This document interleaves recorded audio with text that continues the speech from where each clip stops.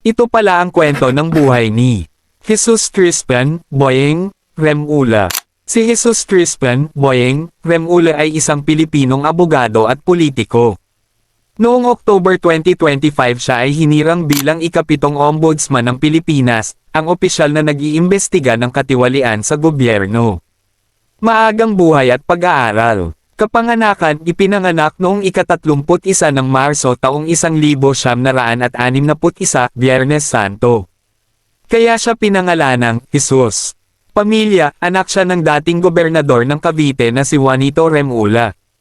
Kilala ang kanilang pamilya sa politika sa Cavite. Pag-aaral, nagtapos siya ng Political Science at Law sa University of the Philippines UP. Pumasa siya sa bar exam noong 1987 at naging ika-17 sa rangkang. Karera sa gobyerno. Unang trabaho sa politika, naging miyembro ng Provincial Board ng Cavite noong 1990s at nagtrabaho sa Malacanang noong panahon ni Pangulong Joseph Estrada. Kongresista, ilang beses siyang naging kinatawan ng Cavite mula 2004 hanggang 2022. Gobernador ng Cavite, naging gobernador mula 2016 hanggang 2019. Kalihim ng katarungan DOJ, noong 2022, hinirang siya ni Pangulong Ferdinand Marcos Jr. bilang Secretary of Justice. Pinaganda niya ang mga kulungan at ginamit ang teknolohiya sa hustisya.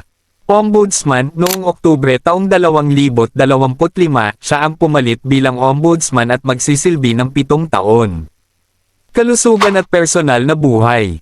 Sakit, noong 2025, sinabi niyang may leukemia siya matapos maoperahan sa puso noong 2023. Paggaling, gumaling siya matapos sumailalim sa gamutan. Ang anak niya ang nag-donate ng bone marrow. Issue sa anak, noong 2022, naaresto ang panganay niyang anak dahil sa droga ngunit napawalang sala noong 2023. Hindi siya nakialam sa kaso para maging patas. Mga nangyayari noong 2025 hanggang 2026. Bilang ombudsman, iniimbestigahan niya ang malalaking kaso ng korupsyon, kabilang ang umano'y piso-trilyong anomalya sa flood control.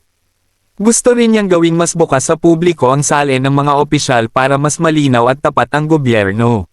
Nagustuhan niyo ba ang ating video mga kakwento? Bigyan mo naman ako ng isang like dyan at e-comment mo na rin dyan sa baba kung saan lugar ka para alam ko kung saan nakarating ang ating video. Salamat!